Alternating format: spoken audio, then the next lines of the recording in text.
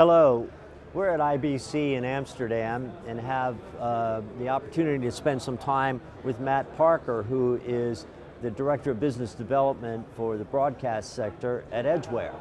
And this is a new area of exploration for us in our discussions with Edgeware over the past couple of years. And it's an interesting time, obviously, in the broadcast industry with respect to explorations of ways to expand the portfolios of content, to get out to the consumer directly, to create an alternative opportunity for these brands to begin to mitigate some of the losses they're seeing on their margins in traditional pay TV systems.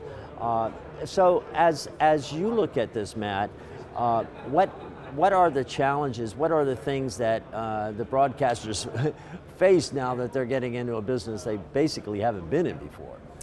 I think it's a very timely question. I think we're seeing now more than ever huge pressures being placed on traditional broadcasters and original content owners, for that matter.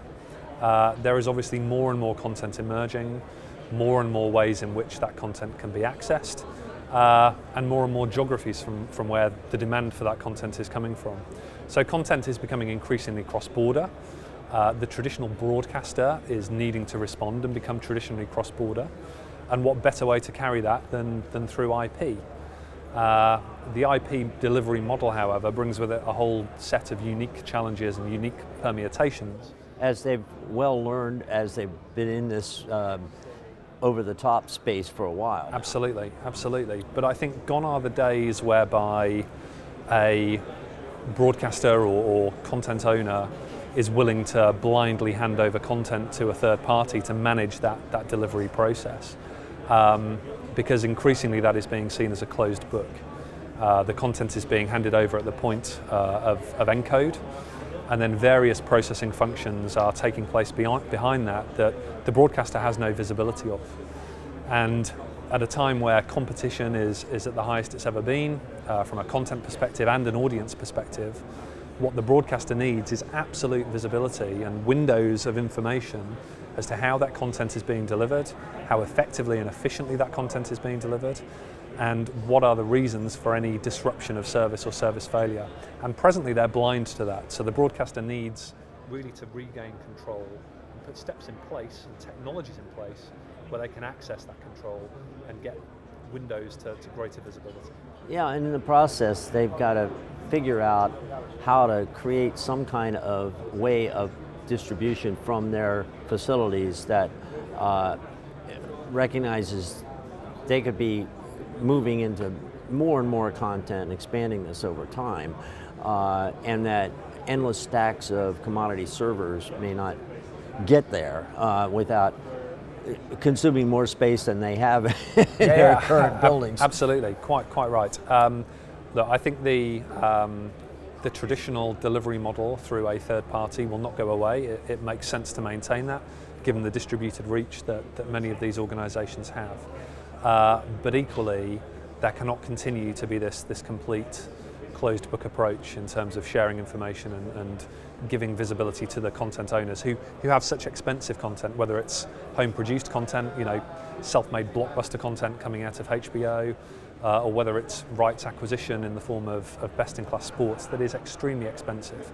To risk compromising that delivery is simply out of the question now, and that, as you say, forces the broadcaster to reevaluate its own head ends and what it can do to mitigate those risks. And you're right, one of those ways is to look at more condensed and specific solutions that are geared to handling and pushing video content, as opposed to standard servers that were designed to push and pull email, for instance, which will not scale, they will not grow, they will not build out with the growth in content that you talk about there. So Edgeware is bringing its technology into this marketplace to solve some of these issues. Why don't you tell us a little bit about some of the solutions that you have to address these? Yeah, absolutely. Edgeware, as you well know, has been established for 10 years now. Our pedigree has been forged on the edge and in the last mile of the delivery process. But through developing and utilizing purpose-built video streaming hardware, we've built a very, very strong reputation for being able to offer an extremely thin, but very, very high performance solution to dealing with that last mile delivery.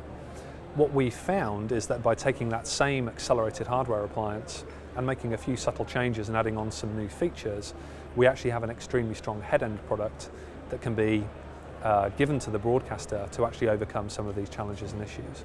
And essentially what it's doing is the offload capabilities of this engine is allowing the broadcaster to take back many of the processing functions where a lot of this statistical data and visibility information is hidden away from the delivery partner into its own organization without building out a huge infrastructure. It therefore has the windows of information that it requires. It has the greater exercise of control that it requires, and it's increasingly mandating. And it's turning that delivery mechanism from being a processing point into a classic CDN and simply pushing the content in the last mile. By taking ownership of those processing functions in the head end, they're able to exercise much more control over how that content is ingested, the frequency at which it's played out and across multiple concurrent clients. In the instances of sports, of course, that's in the many, many hundreds of thousands. Taking greater control of being able to manage VOD storage and the way those assets are stored in a logical hierarchy without using very, very expensive file stores. And then drilling down into new and exciting innovations such as dynamic ad insertion, full screen watermarking to protect content and keep it absolutely watertight. These are the next generation processes that the broadcaster has to take in, because this is how they will monetize next generation services. And that's not easy, because there aren't that many solutions out there that can do just what you described. Not from a single appliance, no. Yeah, it's pretty interesting that so many bases could be covered versus a whole data center versus of commodity servers running different applications to pull all this together and hopefully coordinate it in such a way, and you still don't have the data that you're talking about in that process. That's right. So apart from the density and the processing power and the scalability of something like what you're talking about, talk to me a little bit about what you're saying as to the data side of this, because I find that fascinating. Well, the data piece is key, and I think if you look at any connected industry, whether it's the broader Internet of Things discussion, whether it's automatic identification, machine-to-machine technology, or the TV delivery world, the root of the conversation comes back to data and aggregated data that you can interrogate and you can explore and you can make very, very clear and crisp decisions on to improve a service and to guarantee a better outcome. Ultimately, that's what everyone is striving for, because this is the key, if you will, to unlocking greater future service, but also ensuring that existing services are protected and secure and won't fall over mid-event or mid-show. So we've invested very heavily in our Convoy software, the software component that supplements our hardware layer. This is moving from being just a management interface and portal into a very, very comprehensive 360 analytics suite that will provide extremely granular information on the content that is being watched in what frequency, from which location, on what device type, whether it's VOD, whether it's live. It gives the broadcaster and the original content owner the opportunity to create their own user interface by using a widget-based approach. So they can create their own user interface layout to get exactly the information they want when they want it, to make these actionable decisions through the better use of data.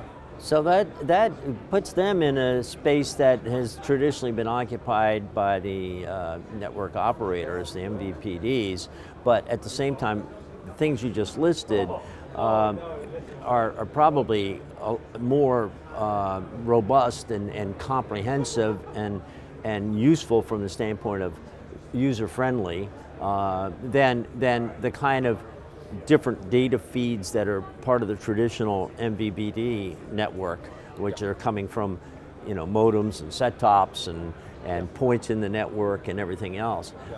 So this is giving that broadcaster, from what you've described, a view of the network performance, even though they don't own the network, that they otherwise wouldn't have.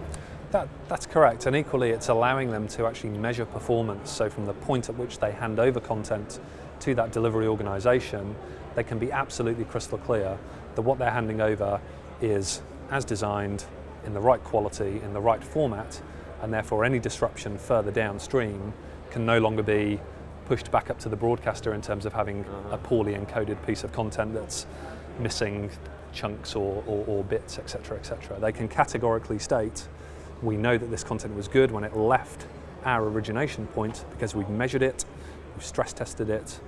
The rest is up to you to deliver that out. So when we talk about taking back control, it's this analytics piece that really is giving them that control because it's giving them the visibility. Now, up to now, Over the Top has been pretty much billed as an on-demand kind of, everybody's into time-shifted viewing and binge watching and everything else, but for the broadcasters, linear is still bread and butter, yeah. And there's a huge audience out there.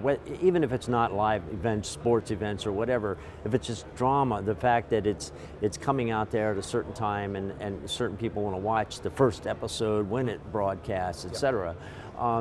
That puts a premium on being able to handle linear content in ways that they haven't had to in the over-the-top environment at all. How is that? I mean, you have the problem of, for example, with sports.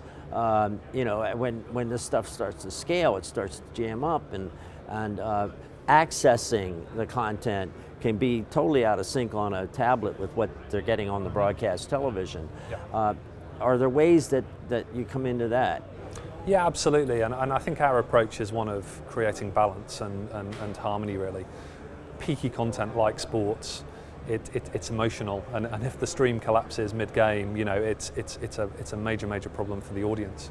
And essentially, this balanced approach that we're talking about takes that hardware accelerated layer and supplements it with a software layer, so that we can guarantee the deterministic performance of what is being pushed out.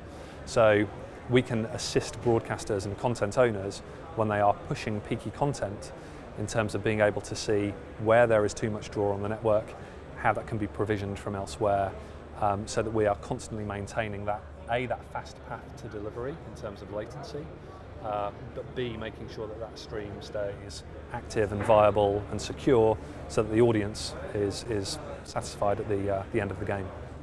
It very much sounds like there's something here that the broadcasters can look to, and with growing assurance that they can get into this market without just having to roll the dice. They can control their destinies. And I think the broadcaster as well has a real opportunity here. If you think about many traditional broadcasters, some of them are sitting on, you know, 40, 50, 60 years worth of archive material. Much of that has been digitized. It has an asset value, but it's very rarely accessed because it's how do you begin to monetize no that? Channel space. Yeah, exactly. Now it's infinite channel space. Indeed, and equally, because it's such niche content, you might not necessarily want to push that through a traditional delivery partner because it's unnecessary expense. A local origin of the type that we're describing, with the hardware acceleration power that we know that we have, that will actually allow broadcasters to directly serve clients from the origin and actually bypass that CDN element. And for milestone events, in the UK, for instance, we're currently celebrating the reign of Queen Elizabeth II as being the longest serving monarch. Well, just imagine what the BBC could do in terms of unlocking all of those archive assets specific to Queen Elizabeth II. You could almost create a dynamic on-the-fly channel just for a week, just for 3 days. There is an audience for that. It might not be a massive audience, but that niche audience will pay to see that content. In the US, we need the Republican primary channel. Sure. That comes up every 3 or 4 months because it's a huge audience. Matt, I thank you so much. It's really been great talking with you. Thanks for your time.